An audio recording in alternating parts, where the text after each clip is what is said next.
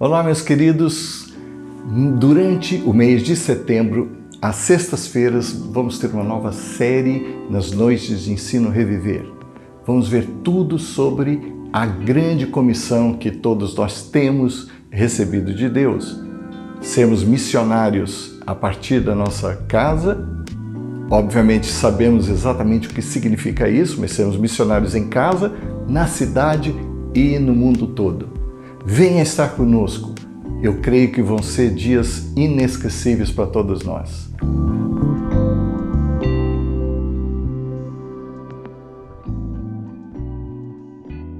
Boa noite, meus irmãos. Sou eu, Rubim Pirola, de novo convosco na nossa semana de estudo Reviver.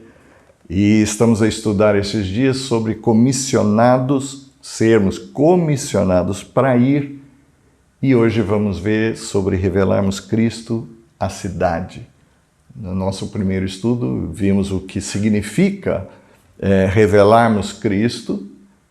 Tem a ver com a nossa missão, ou, segundo eu venho afirmar, a nossa submissão como igreja, uma vez que Deus está em missão desde sempre. E nós vimos então como o que significava isso no primeiro estudo. No segundo, revelar Cristo, ou comissionados a revelarmos Cristo à nossa família. Então hoje, sobre o fazermos a cidade. Vimos que o nosso texto base, Mateus 28, 19 e 20, eu convido os irmãos para abrirem as Escrituras ou acompanharem aqui no ecrã. Mateus 28 diz o seguinte: Jesus, ordem ou comissão de Deus a nós. Ide ou indo, como expliquei aos irmãos, mais propriamente como está o tempo verbal aqui no grego. Portanto, fazei discípulos de todas as nações, batizando-os em nome do Pai, do Filho e do Espírito Santo, ensinando-os a guardar todas as coisas que vos tenho ordenado, ou comissionado, encarregue, e eis que estou convosco todos os dias até a consumação dos séculos. Vimos então, queridos, que se somos de fato cristãos, nós não temos uma religião, nós temos uma nova natureza, temos uma chamada de Deus, todos nós, e fomos comissionados para vivermos em missão enquanto estamos cá debaixo do sol. E vamos ver então o que significa isso, sermos missionários comissionados, apresentarmos Cristo à nossa cidade. Aqui nós temos o nosso campo missionário primeiro. Se não considerarmos a nossa família, que foi o estudo passado, nós não vemos no mundo nenhum missionário que antes de sair às nações, como a nossa cultura evangélica prega e nos fez saber ou imaginar a vida toda, não existem missionários que antes não estiveram dispostos a ganharem a sua cidade. Aqui incluímos a nossa vizinhança, os locais que frequentamos, como o nosso local de estudo, de trabalho, lazer, enfim, aquilo que tem a ver com o nosso dia a dia. Pergunta aos irmãos, e eu quero que os irmãos reflitam nessa noite, como é que os irmãos pensam que foi Jesus em carne e osso vivendo no seu tempo?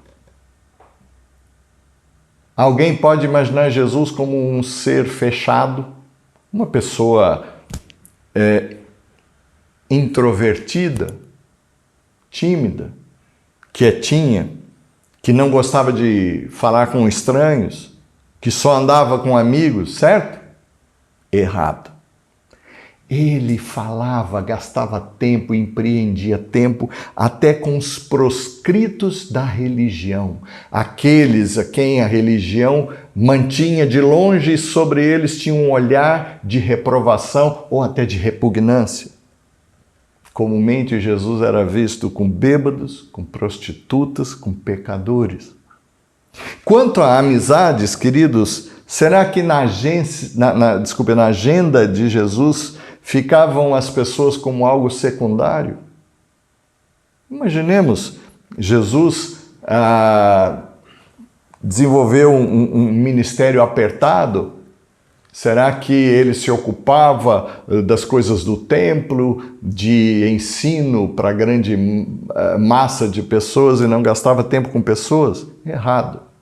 Num dos seus livros, Ariovaldo Ramos afirmou que o ser mais poderoso do universo era parado pela dor de uma simples e pobre criatura. Ah, sim, claro, eu disse, Jesus teve uma agenda apertada. Segundo entendemos, ele teve 3 anos de ministério efetivo. Será verdade que Jesus tinha uma agenda muito cheia? Errado. Jesus era fruto de uma existência com nome e morada conhecida. E é improvável que ele tivesse uma infância que contradissesse toda a revelação de quem era. Em mais de uma vez encontramos nas Escrituras aquele Galileu, filho de José, o carpinteiro. Será que Jesus fazia acepção de pessoas ou só cumprimentava e respeitava as pessoas grandes e importâncias? Não, ele tratava todos com respeito. Pobres, abandonados, proscritos, como vimos, e até gastou tempo com gente grande, oficiais romanos, coletores de impostos, que na sociedade tinham uma certa proeminência, como Zaqueu, por exemplo, alguém importante, ainda que o pessoal da esquerda, desculpem-me, desejasse que fosse o contrário. Nós dizemos, Jesus só gastava tempo com os pobres, os humildes. Ele parou e achou tempo na sua agenda para falar com toda a gente. Manifestar Jesus, apresentar Cristo, tem a ver com revelarmos a graça de Deus, e isso implica em sermos cordiais. Gente com o coração aberto para toda a gente. Amigos de todos. É engraçado que parece que na nossa cultura nós só vamos considerar amigos aqueles que nos consideraram antes, ou se eles cumpriram com uma certa tabela que nós desenvolvemos de atitudes, de ações que consideremos dignas de um amigo. Não, queridos. Um cristão tem que ser aquele que é amigo de todos, até prova o contrário. E não o contrário, todo mundo é inimigo até que provem que sejam amigos. Manifestar Jesus à sociedade implica em sermos cidadãos exemplares. E o que é um cidadão exemplar? Que vive a sua cidadania em plenitude. Cidadania, esse termo tem a ver com o cumprimento dos nossos deveres e não simplesmente que reivindique direitos. Aliás, é por cumprirmos com os nossos deveres que nós temos alguns direitos como cidadãos, como reza a Constituição do nosso país. Sermos exemplo também de solidariedade. Gente que, em primeiro, tem os olhos para a aflição do que sofre. Temos coração para aquele que tem necessidade. É gente que tem os olhos abertos para o órfão, para a viúva, para o estrangeiro. Muito obrigado, hein? Brincadeira, eu já sou português e os irmãos sabem disso. Que tem os olhos para aquele que está em carência. E também, amados, temos a vida, o nosso coração, a nossa vida e a nossa casa abertas. Ai, Rubinho, você já vai tocar em coisas da cultura? Não, queridos. Pensemos bem. O que é que nós temos que é nosso exclusivamente, não pode ser repartido? Pensemos, aqui está um desafio. Sermos missionários, temos essa comissão de apresentarmos Cristo à sociedade, não tem a ver simplesmente com um discurso de boca, com pregações, com prédicas, senão com ações. E aí, então, isso tem a ver com conceitos bem práticos, de coisa prática. Essa vida, para além de levar Cristo, inclui em dirimirmos o sofrimento da criação pelo pecado trazido lá no Éden. Já que nos é impossível impedir que sofram, contudo, queridos, nós podemos garantir que as pessoas que passem por nós não sofram sós.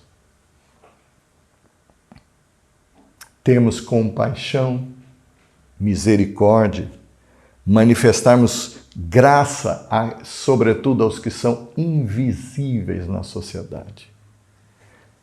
Desde pequeno, meu pai tinha problema comigo, porque eu conversava com toda a gente. E às vezes ele olhava para mim, Rubinho, fica quietinho. E eu puxava a conversa com o pessoal na mesa ao lado, num café ou na rua.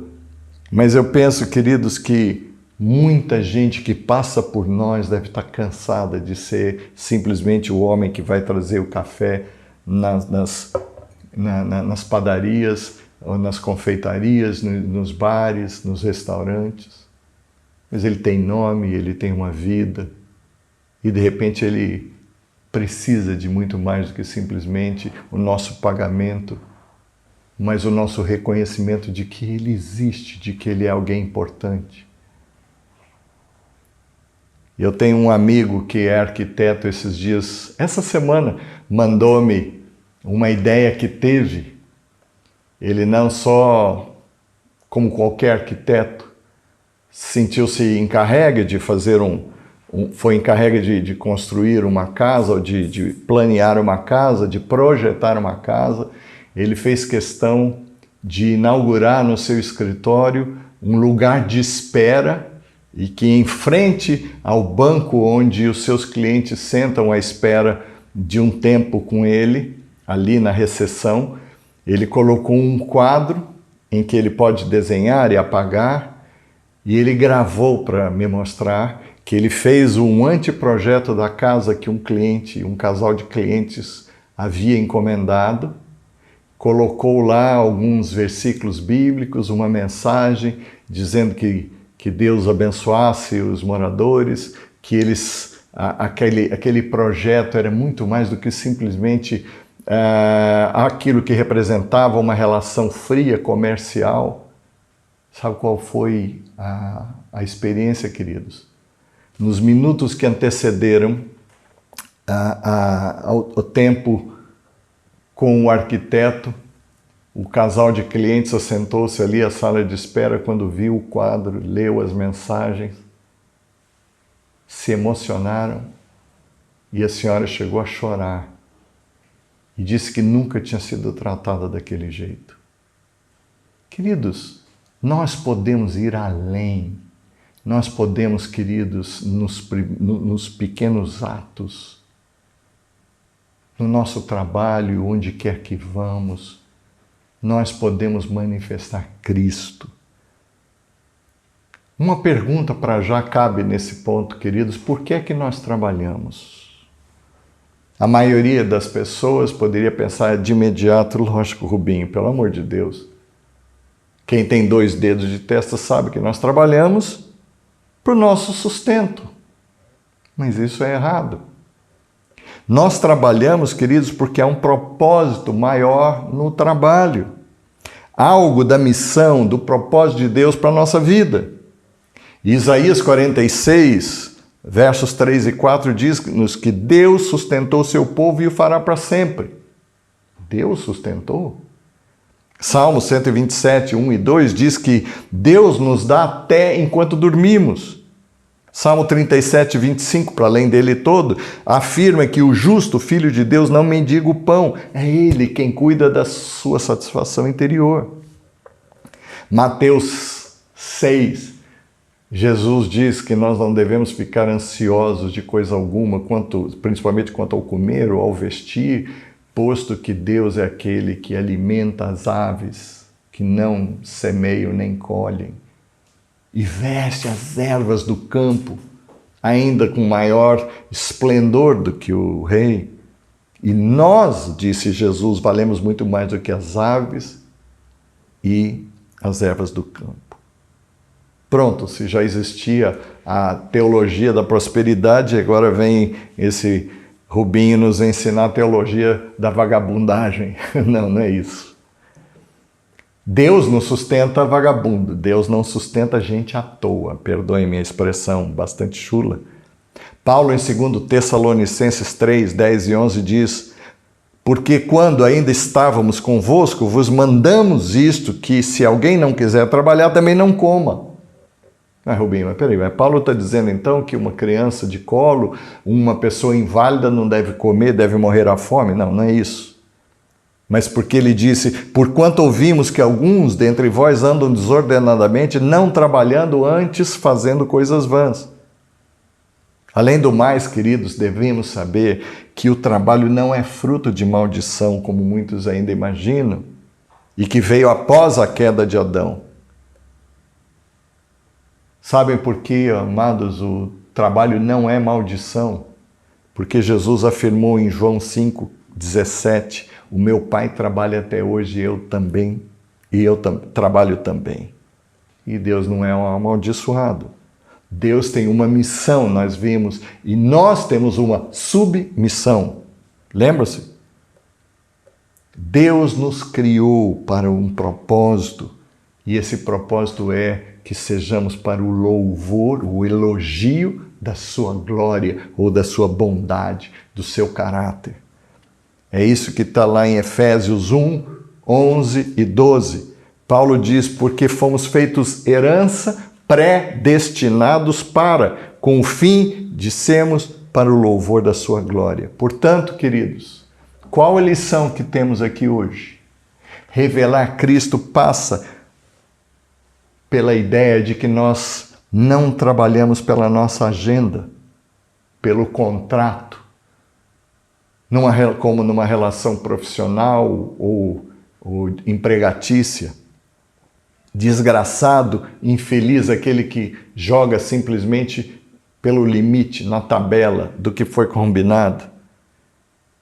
Aquele que não vai além, que não excede, não inova, não tem excelência no que faz, porque indo além, ele surpreende. Ele faz maravilhar o coração do próximo e faz com que esse próximo, Jesus disse isso, que nós devemos trabalhar e servir com amor para que as pessoas, ao serem servidas pelas nossas mãos, deem glórias ao nosso Pai que está nos céus, a quem Ele não vê. Então, queridos, sejamos práticos. Vamos viver como quem vive e serve a Deus. Vamos pedir as coisas a um garçom, a um empregado, a um serviçal, como quem pede para Deus.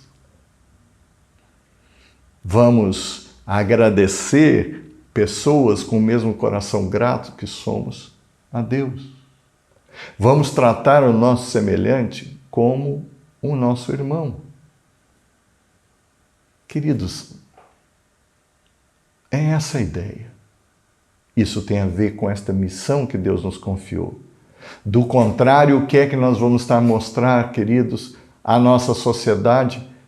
Um ser caído, filho de Adão, filho da desobediência, gente que só atrai a ira de Deus, gente que não conhece o evangelho da graça de Deus. E, queridos, vamos ser bastante práticos aqui. Eu quero trazer algumas recomendações aos irmãos. Não preguemos aqueles que não manifestaram o mínimo interesse. Eu já ouvi, após ter falado sobre Jesus, ou pregado, alguém vir e dizer para mim: desculpe, não conheço de parte alguma. E ao chegar a mim, o Senhor nem me perguntou como eu estava, ou se estava tudo bem comigo. Então guarde a sua religião para si. Isso eu quero dizer, queridos, que nós devemos, antes de tudo, sermos amigos das pessoas. Sejamos gente. Não há nada de errado em sermos gente humana. Paulo diz que a condição que é contrária a Deus não é sermos humanos, é sermos animais terrenos e demoníacos. Essa é a pior condição. Jesus veio para nos mostrar quem Deus é. Lembra-se disso? Filipe pergunta para Jesus, escuta, mostra-nos o Pai. Ele disse, desculpa, há quanto tempo eu estou convosco? Vocês estão a me ver e vêm me perguntar como Deus é? E Jesus também foi o homem que todo homem de Deus deve ser, que chora quando sofre, ou diante do sofrimento de alguém, como Jesus fez diante do túmulo de Lázaro, sabendo que ele o iria ressuscitar em uns 5, 10 minutos depois. Que ri quando está alegre. E nós vemos cenas de Jesus sempre rodeado de amigos, à volta de uma mesa a celebrar a vida. Que não precisa se esconder das pessoas, principalmente nos seus momentos difíceis, ou esconder delas a sua fraqueza. O mundo, queridos, presta atenção nisso, está farto de gente falsa. Está farta de de gente certinha. Pois geralmente essas pessoas são uma farsa ambulante, como nota de 2,50 €. Então, como é que nós devemos puxar uma conversa sobre Jesus? Comece pelo começo. Se nós queremos compartilhar o Evangelho com alguém, tenhamos amizades e relacionamentos verdadeiros, sobretudo com os não cristãos. E o meu segredo, se os irmãos querem saber, desde sempre eu trato qualquer um como cristão. Se alguém tiver que fazer diferença, são eles, não eu. Eu imagino que foi assim que Jesus sempre tratou as pessoas. Jesus não chegava e dizia, prazer, eu sou o Filho de Deus. Você ama a Deus? Você é da minha igreja? Não, ele tratava toda a gente. E ele nem dizia o meu Pai, ele dizia o nosso Pai. Não ceda também à tentação de destruir a revelação que as pessoas têm de Deus. Como Pedro fez com Cornélio, os irmãos sabem bem lá em Atos 10. Lembra-se disso? Cornélio era um homem que não conhecia Deus, mas vivia na sua intimidade de forma a agradar a Deus. E as suas ações, a sua vida era vista por Deus. E quando Pedro chega à casa de Cornélio, lembra-se lá, podem ler com calma o capítulo 10 de Atos dos Apóstolos. O irmão Pedro olha para o Cornélio e diz assim, Cornélio, bem sabias que não é lícito para mim, um judeu, estar na casa de um imundo como você. Mas comece, queridos, a partir do ponto em que as pessoas já conhecem de Deus, já viram alguma coisa de Deus. Não com atitude superior. Alguém vem dizer, olha, Rubinho, eu amo muito a Deus. E de repente conta alguma experiência que não bate com a nossa experiência de fé. Não ceda à tentação de dizer, não, você não conhece Deus. Eu conheço a Deus, você não conhece. Vamos baixar, queridos, vamos nos rebaixar e vamos começar a partir desse ponto de conhecimento da revelação que eles têm de Deus. Segundo, mostre quem és por dentro. A boca fala do que o coração está cheio. Se nós estamos conectados com Jesus, todos os nossos assuntos, sem forçarmos, serão uma ponte para manifestarmos Jesus. Até sem falarmos o nome dele. E principalmente, tocar no nome da nossa igreja. Do tipo, na nossa igreja, nós, os filhos de Deus, vamos ter uma conversa inclusiva. Não vamos nos apresentar como melhores, maiores, superiores, até mesmo porque nós não somos, tá certo? Deus não nos salvou por sermos bons. E nem depois disso passamos a ser mais do que os outros. Terceira lição, aproveitemos a melhor oportunidade. E para saber disso, queridos, estejamos conectados com Deus em oração e com a pessoa por empatia. Em Colossenses 4:5, Paulo recomenda: andai com sabedoria para os que são de fora e aproveitai ao máximo todas as oportunidades. Então, sejamos abertos, queridos, e ouvindo Deus. Quarto, alguma coisa deu para o torto? E agora? Queridos, respeitemos e fiquemos em paz. Em 1 Pedro 3, 15 e 16, nós lemos: antes, santificai a Cristo como Senhor em vosso coração. Ou seja, busquemos uma vida de relacionamento com Deus. E estais sempre preparados para responder com mansidão e temor. Temor porque é Deus quem conduz as conversas. Mais do que nós, o Senhor está presente. E diz lá: preparados para responder com mansidão e temor a qualquer um que vos pedir a razão da esperança que há em vós, tendo uma boa consciência, para que naquilo que falem mal de vós, como de malfeitores, fiquem confundidos os que blasfemam do vosso bom procedimento em Cristo. Nós não devemos ceder sequer à tentação de nos defendermos. É Deus quem nos justifica, diz a palavra. Quinta lição: sejamos pacificadores. A palavra branda acalma o furor. Então nunca retribuamos uma palavra ofensiva ou torta. Nós estamos defendendo a cruz e não o nosso ego. Queridos, eu cansei de ver pessoas virem e se desculparem por terem tratado mal um filho de Deus. E além do mais, a palavra de Deus nunca volta para nós, ou para ele, vazia. Então não devemos ficar preocupados sequer com a nossa reputação, queridos, em defendermos-nos a nós mesmos. O cristão tem de ser um profissional, um expert em ser ofendido sem revidar. Pois, afinal de contas, o nosso Senhor Jesus também o foi e manteve-se como é. Quem precisa de defender o próprio ego é gente que ainda tem que ser tratada por Deus.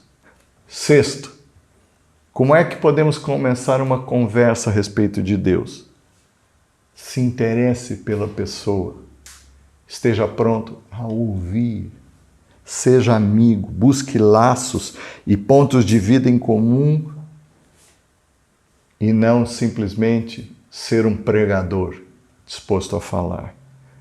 Sétima recomendação, sétima lição: ore. Antes, durante e depois. Dê esse tempo a Deus. É Ele quem afinal move, toca e transforma corações e não nós. E é isso. Estejamos dispostos a mostrar como Cristo é, a viver em nós. Os irmãos estão preparados para isso?